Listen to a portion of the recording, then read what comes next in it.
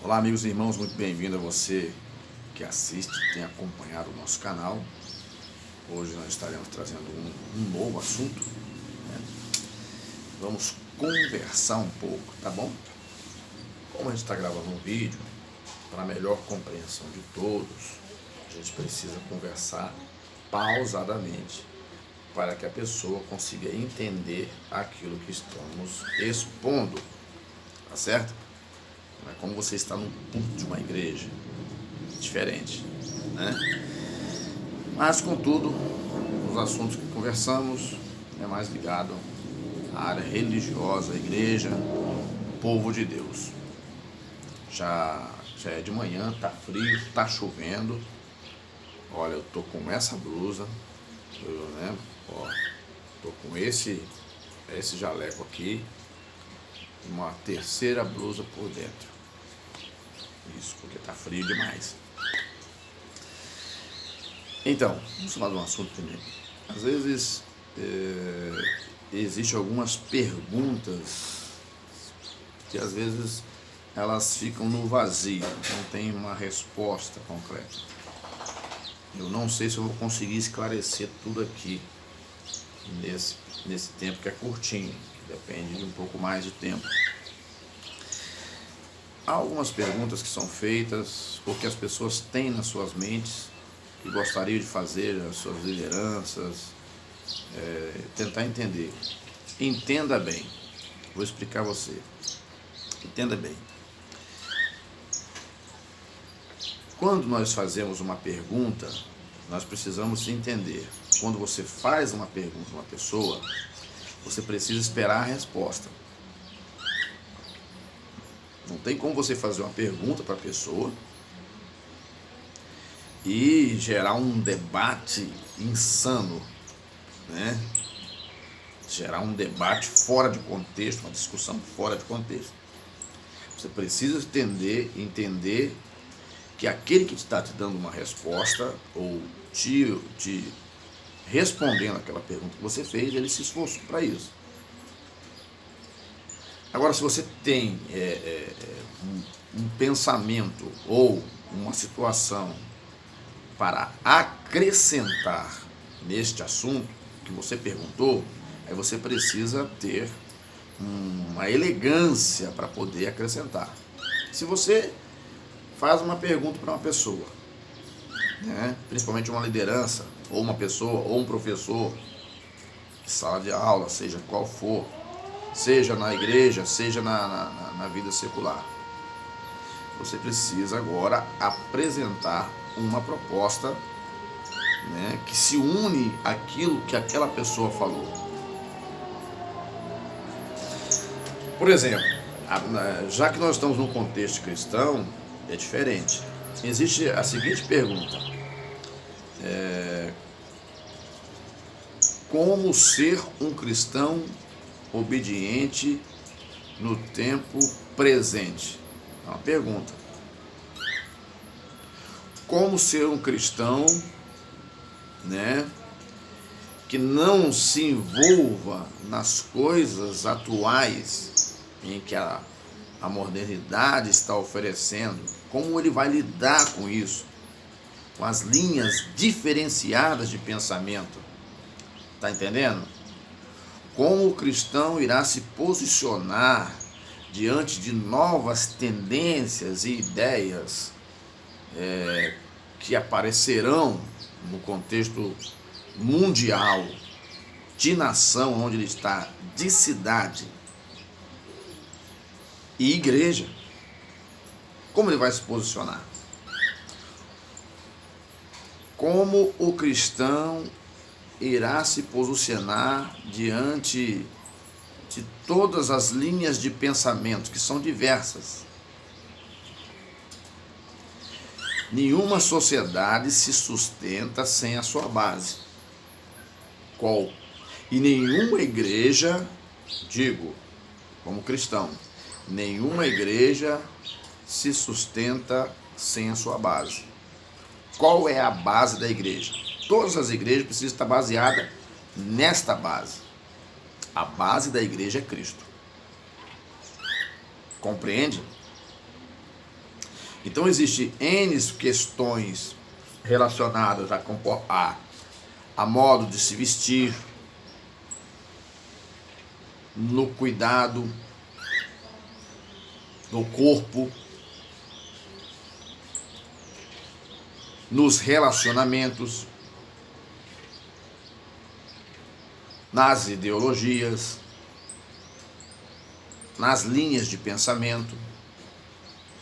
Então nós temos uma igreja atual, nós estamos inseridos nela, nós estamos fora dessa igreja, certo? Que não está praticamente ela como um todo, incluindo, falando da igreja atual, que inclui as igrejas. Não estão sabendo lidar, pelo que eu observo, pelo tempo que tenho de cristão, não estão sabendo lidar com as questões pertinentes à atualidade. Precisamos entender um pouco. Você precisa separar uma coisa da outra. Você precisa orientar essa juventude a amar a igreja aonde está. Mas como? Então tudo nosso, desculpe aí parece um pouco alfinetando as pessoas, não estou esclarecendo. Tudo nosso é feito rápido. Culto, dirige lá, oportunidade a alguns, para casa.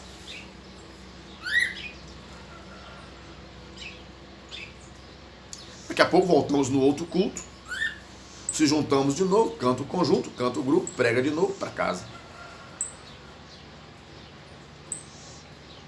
Como orientar essa juventude atual, que serão os futuros ministros da igreja, mulheres também, que serão mulheres envolvidas com a obra de Deus, como orientar elas? Alguns vão dizer, não, a Bíblia é o manual. Concordo plenamente. Mas eu defendo um núcleo que perceba os riscos e converse com essas pessoas. Em todas as esferas. Por que eu digo isso? Há lugares, existem muitas igrejas, muitos ministérios. Há lugares que entendem que só há culto se houver certos movimentos. Se não tiver certos movimentos, não tem culto. Mas o interessante do culto é o louvor a Deus e exposição da palavra. Esse é o culto. Tudo que fugir fora desse princípio é invenção de moda. Falta conteúdo cristão, falta espiritualidade, e agora as pessoas passam a fazer arranjos para poder complementar aquele vazio que tem em um culto, em um evento. Nisso, a nossa juventude ela vai crescendo sem aprender aquilo que eu falei lá no início. A base que sustenta uma organização, a base que sustenta é um grupo, um povo. Você está entendendo? Por exemplo, há segmentos aí que defendem a extinção do termo família. Você sabia disso? Existem projetos aí que seriam votados de lei, que não passou, que o termo família seria retirado,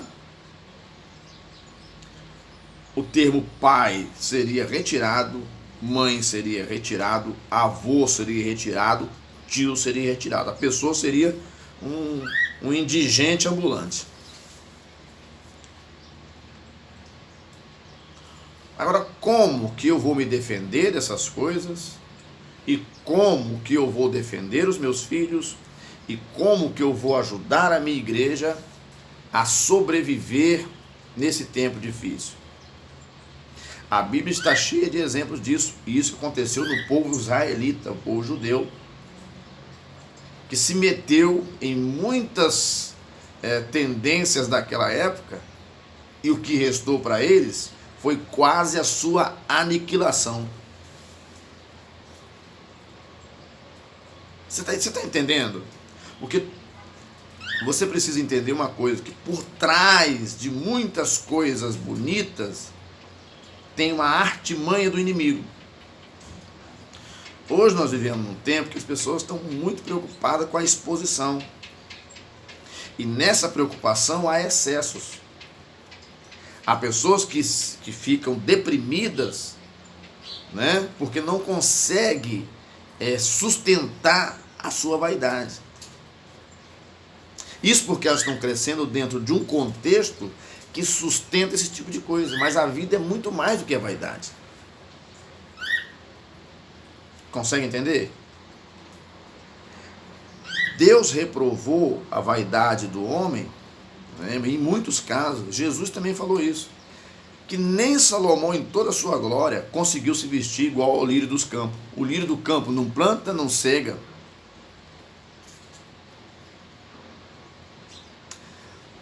Mas Deus, ele disse, nem Salomão, com toda a sua glória, não conseguiu se vestir igual a um deles, o lírio do campo.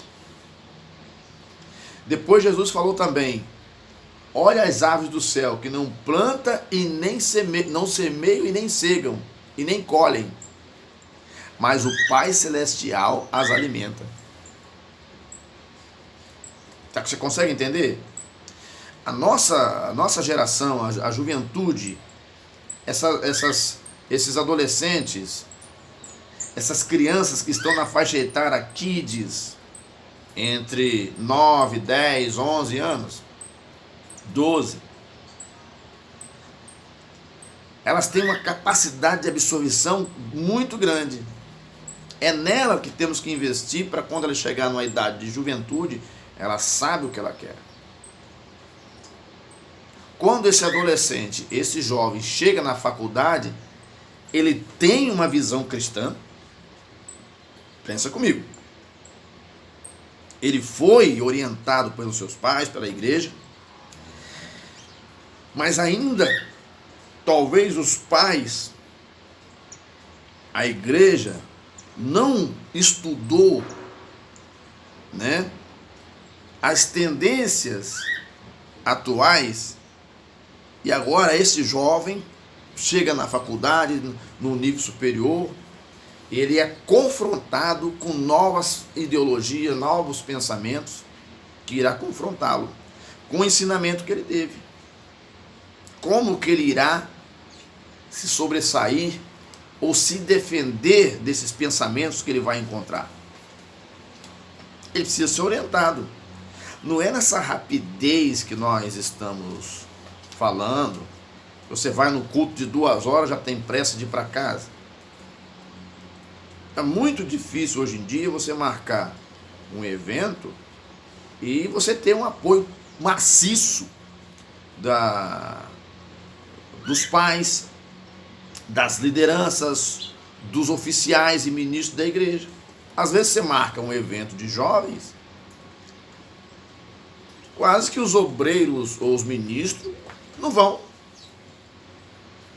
Os pais também, por achar que é um evento de jovem, também não vai.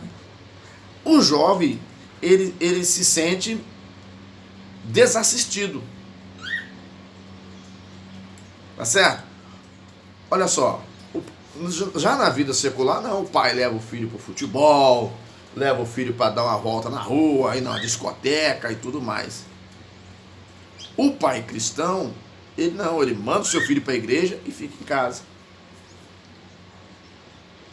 Então, quando nós acompanhamos, nós orientamos, nós trabalhamos para esclarecer as dúvidas que o ser humano tem, ele vive melhor e é menos corrompido. Então, estamos vivendo esse contexto. Eu estou aqui só no bate-papo. Você consegue me entender? Então, nós precisamos de obedecer a palavra de Deus. É isso que nos mantém de pé, que nos dá clareza de futuro. Mas precisamos também ficar atento. O que Jesus falou? Simples, Jesus falou, vigiai para que o vosso adversário, né? Jesus citou parábolas. A parábola do trigo e do joio é um exemplo disso.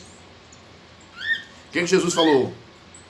Que um certo fazendeiro plantou, os seus trabalhadores plantou o trigo, mas um certo dia veio os trabalhadores e chamaram o seu senhor, dono daquelas fazendas, falou: Senhor, nós não plantamos o trigo?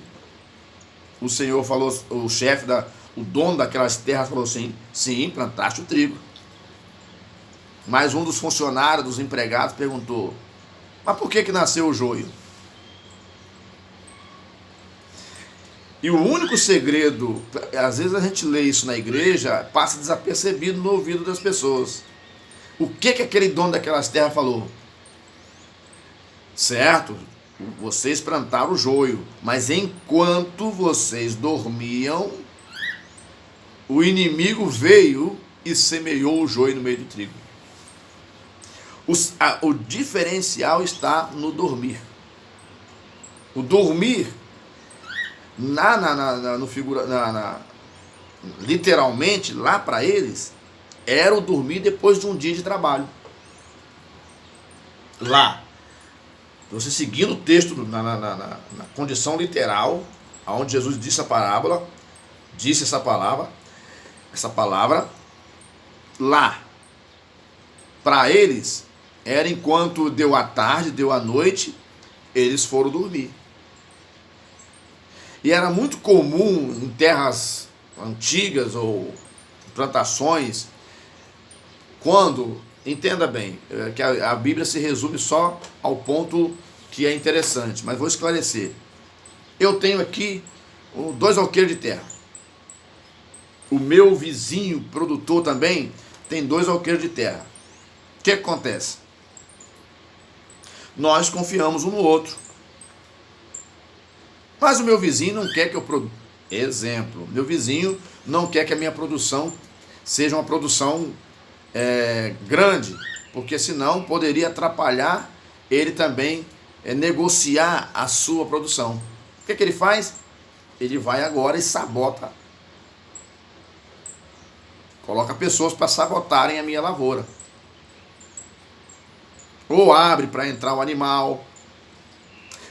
Só que naquele tempo, o trigo estava plantado, o inimigo que ele falou foi outras pessoas que entraram na lavoura da pessoa, e plantou no meio do trigo o joio, jogou a semente.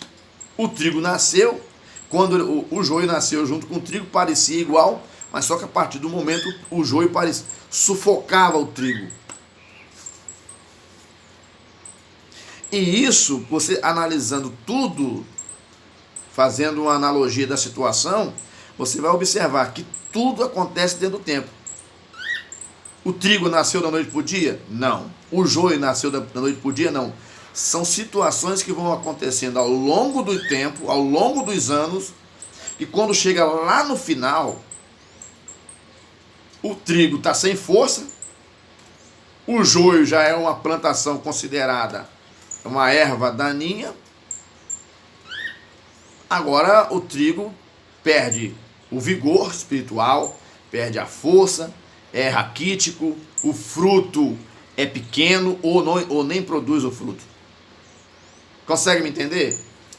Então nós precisamos ver isso. Às vezes, alguns acham que certas coisas que precisamos aplicar para poder orientar, salvar, né? Ou manter a mente do nosso povo, da nossa juventude lúcida diante da situação.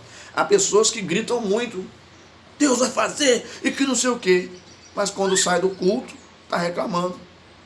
Minha vida é uma miséria, minha vida é isso.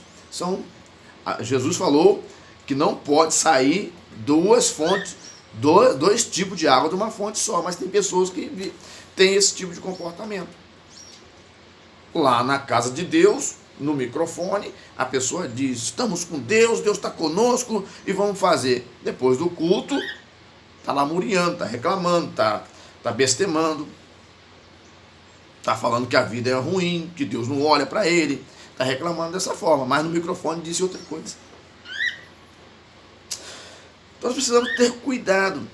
O que nós vemos hoje, todo nessa rapidez, e o grau de dificuldade, eu não vi um tempo tão difícil como esse, de dificuldade. As pessoas, sem elas perceberem, elas estão se distanciando umas das outras. Aí vem todo um contexto. Nós temos muito mais elementos de informação lá fora do que dentro da casa de Deus. Como atrair esses jovens? Nós precisamos pensar nisso. Eu estou falando só da igreja atual de onde estou. No geral. A forma de culto hoje, a forma de respeitar a Deus, a forma de respeitar o próximo, tudo isso mudou.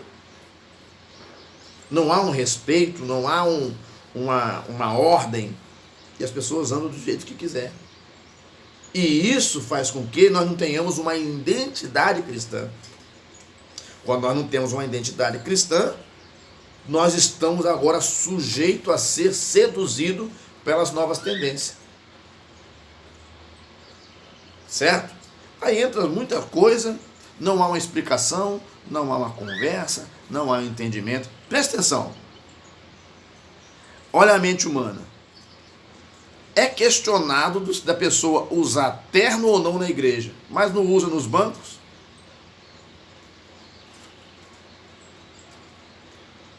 Até motorista de ônibus usa terno? Chofé? Mas na igreja não pode. É questionado. Lá no outro segmento pode ter ordem, na igreja não. Que a igreja está atrasada, que a igreja é das antiguidades. Então, esse tipo de pensamento pobre faz com que tenhamos crentes pobres, e pobres de espírito também. Isso é uma visão pobre, a pessoa é induzida por ela mesma, pela sua própria mente, ou pelo próprio diabo, a falar uma coisa, a se posicionar numa situação, sem ao menos observar o contexto. Quando nós vamos nos posicionar, nós temos que observar o contexto geral. Por que eu obedeço às regras de uma empresa, mas não obedeço às regras da igreja? Mas eu respondo claramente por que o ser humano ele obedece às regras da empresa, porque senão ele é demitido. Simples. Tenta entrar numa empresa, ela falou assim, ó, o seu uniforme é esse, X. Entra com outra roupa, você pode entrar um dia. Eles vão deixar você trabalhar, já aconteceu comigo. Não foi porque eu quis ir, minha roupa sujou, eu tive uma roupa, uma calça jeans pessoal minha. A pessoa logo veio e falou, o que está acontecendo? Eu falei, não, sujei as duas roupas. Os dois uniformes eu sujei. Tá muito quente, suamos muito. E eu usei uma cada dia, não deu tempo da esposa lavar. Na verdade eu tinha 4 uniformes, né? E todos eles foram sujos rapidamente. Cada dia usei um, sujei. Não deu tempo da esposa lavar a roupa naquela semana. Então eu tive que ir uma calça jeans. A empresa não gostou, falou, que é isso? Não pode, você tem que vestir a roupa da empresa. Aí eu expliquei, passou. Já no outro dia, vim com o uniforme normal. Mas se eu continuo insistindo, eu era advertido e depois demitido. Por quê? Nós respeitamos todos os outros contextos que estão ao nosso redor, na sociedade, mas não queremos respeitar a ordenança na casa de Deus. Estamos sempre questionando. Ninguém questiona, às vezes você não questiona uma vestimenta, um uniforme que a empresa dá. Nesse uniforme, ele tem isso e pronto. Se quiser, bem. Se não quiser, passa no escritório e pega o seu aviso. É essa a conversa. Na igreja, com toda a delicadeza com os obreiros têm, ou com os ministros têm, tem esse tipo de comportamento. Então, como nós vamos sobreviver ou se manter nos dias atuais, no meio de tantas informações? É esclarecendo. Esclarecendo. Jesus, ele disse a parábola do joio, mas os próprios discípulos, preste atenção nisso, os próprios discípulos que estavam do lado do mestre, eles pediram explicação. Se os discípulos, você tem que ter uma analogia do texto, você tem que se aprofundar na interpretação do texto. Não é fazer aquela interpretação superficial, não, e vamos que vamos, não. Você tem que se aprofundar. Tem que gastar tempo, queimar neurônios. Por exemplo, está lá no texto, né? Jesus explicou só a parábola do joio. Jesus explicou pausadamente. Só que os discípulos não entenderam. Agora eu te pergunto, os discípulos que estavam do lado do mestre não entenderam. E o povo agora? Você está me compreendendo? Se os oficiais que estavam do lado de Jesus não compreenderam e pediram explicação, eles foram humildes, porque tem gente que não procura explicação, não. Foram até o mestre, explica para nós aí, não estão entendendo. Jesus explicou, e o povo agora? Não, o povo foi esclarecido depois também. Porque se os discípulos que acompanhavam o mestre não estavam compreendendo a parábola do joio, o povo também não compreendeu. É muito comum você ministrar uma palavra na igreja e sair pessoas reclamando, porque ela não entendeu. Mas é muito mais humilde e produtivo quando a pessoa não entende, ela senta para conversar, não para atacar, brigar, discutir. Não, para conversar. As coisas se resolvem conversando. Então estamos vendo esse contexto, certo? Vendo um contexto de várias linhas de entendimento acerca de um culto, acerca de ser crente ou não. E então nós vemos crentes desanimando o próprio crente. Então o inimigo lançou um plano e está dando certo. Ele está colocando os crentes contra os próprios crentes mesmo. Eu tenho uma igreja aqui, Igreja Assembleia de Deus aqui, onde somos membros. Suponhamos que abra uma outra do lado. A linha de pregação é a mesma. O apóstolo Paulo falou que nós temos que falar a mesma coisa, o mesmo sentimento, a mesma fé, o mesmo batismo. A linha de pensamento é a mesma? Não é. Às vezes, em muitos lugares, gastam-se muito tempo falando do outro, dizendo que o outro está errado. Mas qual é a mensagem real que Jesus mandou pregar? Ide por todo o mundo e fazer discípulos. Mas não fazer discípulos fora do contexto bíblico, doutrinário. Você está entendendo? Aqui no capítulo 3 de Tito, lá no Novo Testamento, tem uma passagem bíblica assim. Ó. Então, pelo o contexto que nós estamos vivendo, está acontecendo dessa forma. Vou ler aqui para você, ó. Eles precisavam estar afinados nisso, ó. Capítulo 3 de Tito. Admoesta-os a que se sujeitem aos principados e potestades, que lhes obedeçam e estejam preparados para toda boa obra. Admoestar. Temos que gastar tempo com isso, tá? Isso é uma função, é um trabalho extra, trabalho oficial. Culto de ensinamento, culto normal de evangelismo, seja na quinta, ou na quarta, ou no domingo, escola dominical. Não precisa, o povo de Deus precisa criar comissões, criar núcleo de estudos e análise de risco e como conter esse risco que pode acabar atrapalhando o nosso povo, a nossa juventude. Então precisamos desse foco. Agora vem aí. Verso 2. Que a ninguém infamem, nem sejam contenciosos. O que é contencioso? Pessoas que vivem contendendo, brigando, discutindo, mas modestos, mostrando toda a mansidão para com todos os homens. Porque também nós éramos no outro tempo insensatos, desobedientes, extraviados, servindo às várias concupiscências e deleites, vivendo em malícia e inveja, odiosos, odiando-nos uns aos outros. Mas quando apareceu a benignidade e o amor de Deus, olha só, gente, nosso Salvador para com os homens, não pelas obras da justiça que houvéssemos feito, mas segundo a sua misericórdia, nos salvou pela lavagem da regeneração e da renovação do Espírito Santo, que abundantemente ele derramou sobre nós por Jesus Cristo, nosso Salvador, para que, sendo justificado pela sua graça, sejamos feitos herdeiros segundo a esperança da vida eterna.